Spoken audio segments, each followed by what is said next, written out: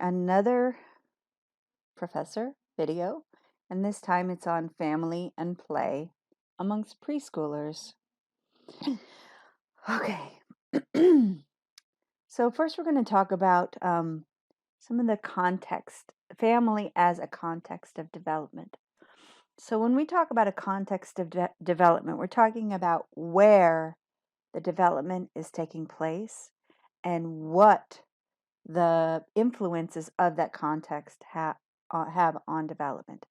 And so one of the key contextual elements that a child has when growing up is what kind of parents do they have? How is that child being raised? And Baumrind which is a researcher that we read about who has introduced these 4 parenting styles.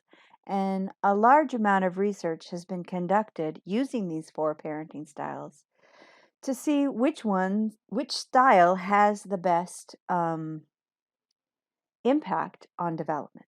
And so, in the order of best to worst outcomes, I give you the authoritative parenting style, which is responsive and warm, but demanding and controlling.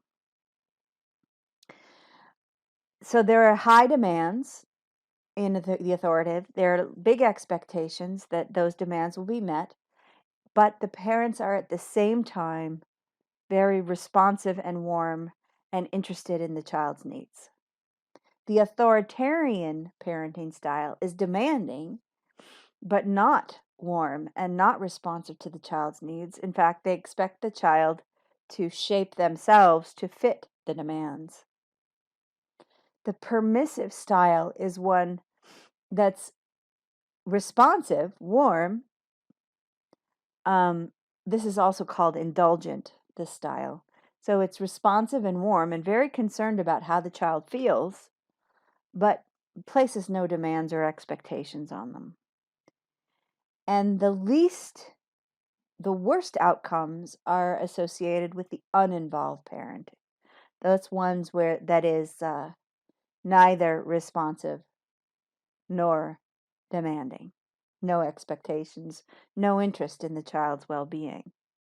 So the worst thing that a child can feel is that they don't matter. And that's this last one. And the best thing that the child can feel from a parent is that they do matter. What they think and feel means something to the parent.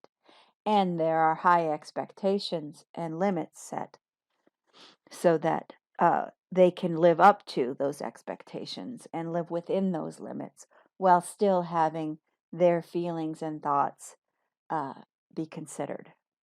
Okay, those are the parenting styles. Another thing to think about within the context of a family is what is the punishment style being meted out. And there are many different forms of discipline. I'm not going through many of them here. There's the timeout. But one thing to note is that there are developmental risks for harsh discipline. And the harshness of the discipline, it could be yelling, it could be screaming, it could be hitting as a way of disciplining. People do that.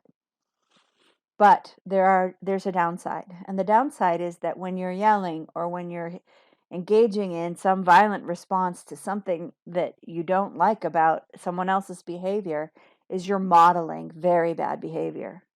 You're creating an example for the child that if somebody breaks your rules, you yell at them or hit them.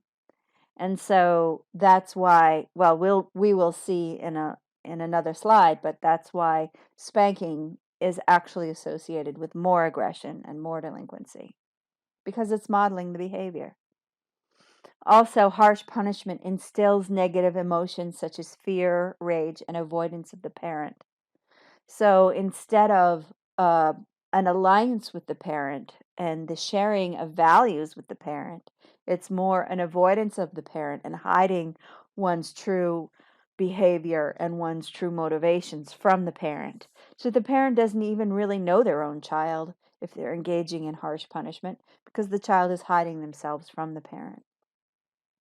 Also, this form of punishment neglects to suggest good behavior to replace the bad behavior. It's one thing to say, don't do that, It's another thing to say, here's something else you could think about doing. And this one is fairly important because are you, because there's this assumption, realize that as you're interacting with your child, you're making assumptions about the child. And I believe, one of the best assumptions you can make about a child is that they would do good if they knew how to. So, so if all you're doing is meting out harsh punishment, you're not giving anyone any ideas how to do better. And unfortunately, engaging in harsh punishment, it can easily go too far. It's sort of on the doorstep of abuse. All it takes for it to become abuse is for the parent to lose control. All right. And now I was really interested in sort of how definitive are we about whether spanking is good or bad for children. And what I found here is an article from 2018, and what I'm pulling from is I'm not pulling from the peer review article at this moment. I'm pulling from their a public um, what's the word? Just popular media kind of summary of the article. But something that is interesting about it is based in 2016. This Elizabeth Gershoff out of Texas did a meta-analysis of 50 years of research on spanking. So this isn't like one finding. This is 50 years of findings, and that involved 160,000 children. So there are lots of cases in this research. And what they found, basically, they were looking at a couple of things. They were answering the question, does spanking make children behave better? And the answer to that was no. Those who were spanked were neither more compliant nor better behaved than those who were not spanked. So no, it has no benefit. And is there a downside to spanking was the second research question, and the answer to that was yes. For both boys and girls, spanking was linked to more aggression, more delinquent behavior, more mental health problems, worse relationships with parents, and putting children at higher risk for physical abuse. So essentially, they looked for the positive aspects of spanking, and there were none. And we consistently saw that the more children are spanked, the more behavioral problems they have in years ahead. So that's a good one to remember. Now, I wanted to let you know, some of you may be headed to being a mandated reporter. Some of you may find yourself in a situation where you would be in a position to report child abuse when you see it. And I'm going to show you here some of the signs of child abuse, which the physical warning signs include serious injuries with no reasonable explanation, bite or choke marks, burns, or inappropriate attire to hide marks. So that might be a turtleneck in the heat of the summer. The emotional warning signs of abuse are extreme watchfulness, like something bad is about to happen. Maybe this should be something as bad as about to happen for adults or for care providers. I think that's all supposed to be number one. Sudden unexplained behaviors, fear of physical contact, extreme behavior such as high aggressive or extremely passive or extremely withdrawn. So those might be the emotional warning signs of abuse. Another topic that we discuss here in the context of family is divorce. And there are a few things to note about divorce. It's not all bad news. It used to be that divorce was seen as one of the greatest tragedies that could befall a child. But now, even though it is true that children tend to be better off if their parents don't get divorced on average, what they do find is that children who are better off if their parents get divorced than if they stay together and they treat each other with hostility. Essentially, hostility is bad for kids. So, children with divorced parents who partner on co parenting well are minimally impacted. Um, so, the economic toll of divorce is also a concern. Another aspect of divorce is whether the parent is sort of left high, whether the one parent is left high and dry caring for the kids. But increasingly, many divorcing parents are committed to co parenting their children in a way that is warm and kind, and that they put aside their differences as best they can in order to do well for their children. I know that we talk sometimes about the developmental effects of parenting on adults, like what happens when you become a parent and how does that change you, possibly for the better. There's also the possibility that the effects of divorce on adults could also change some parents for the better, in that they may have to grow up even more by putting aside their feelings in order to take care of the children. One thing that I did a little bit of looking up, because we're talking about preschoolers here, and there is some advice about talking to preschoolers about divorce. I pulled this from a website called todaysparent.com. And, I thought it was good advice. They say to think about how is it? What is the developmental stage of these preschoolers in terms of how they think? And they're still highly dependent on parents. And they have very limited ability to even understand cause and effect. So trying to explain why something happened might be fruitless. They're still unable to think ahead to the future, so the concept of future seems far and distant, and that may not even be worth talking about either. The world revolves around them still. That's that egocentric thinking, and they may be very likely to think that they're the cause of this divorce because, it's not just that daddy left mommy, it's that daddy left me, or mommies, whichever. There's a line between fantasy and reality can be fuzzy, and they can think about their feelings, but it's still really very difficult for them to talk about their feelings. So to expect them to answer the question, how are you feeling, may be expecting too much. And you may need to come at it at a different angle than a direct angle. So the advice, therefore, is to stick to concrete explanations, just the simple facts. What are the living arrangements? How frequently will there be visits?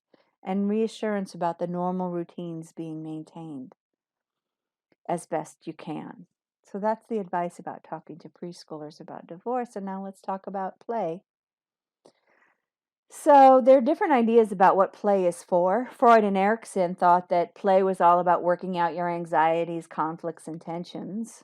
But Piaget and Vygotsky, the cognitive scientists, talk about play as a way to advance cognitive development. Berlin emphasized that there's a drive, an exploratory drive. In fact, and that playing satisfies the drive to explore. And in fact, yeah, I won't go into it, but there's emotion research amongst mammals that suggests that not only do humans have a drive to play, but most mammals have a drive to play when they're young. It's adorable, actually. And then another way to look at the function of play is to enhance social interaction. Um, I wanted to give you this, sometimes like the question of like, how do you play with your child? It should be kind of obvious, but in some ways, I think when I was a parent, I kind of had to figure it out myself a little bit. Like, how do I play with a child? I haven't been a child in a long time. And furthermore, my child's a boy and I don't know how to play with cars. Anyway, but I thought that this idea of constructive play, it's a type of play that involves just building things. And we're going to watch just a little bit of this because I really like the way the dad is just so low key just interacting with his daughter. Um, and it's real chill, but it gives you an idea. Children enjoy building and putting things together. Constructive play.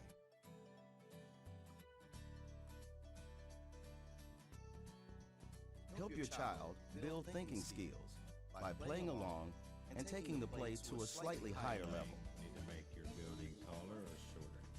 Taller. Well, what would you do to make it taller? Put more blocks. Okay, show me how you would do it. Let your child choose the play theme and be the play leader. So it matches your son. No, it has to be green. It has to be green. Match her under it. And it has to be flat on. Talk about what your child is doing while she is doing it. Well, let's figure out a way we could use the menu. How many spots does it have? How many spots? Avoid yes or no type questions. Ask only open-ended questions.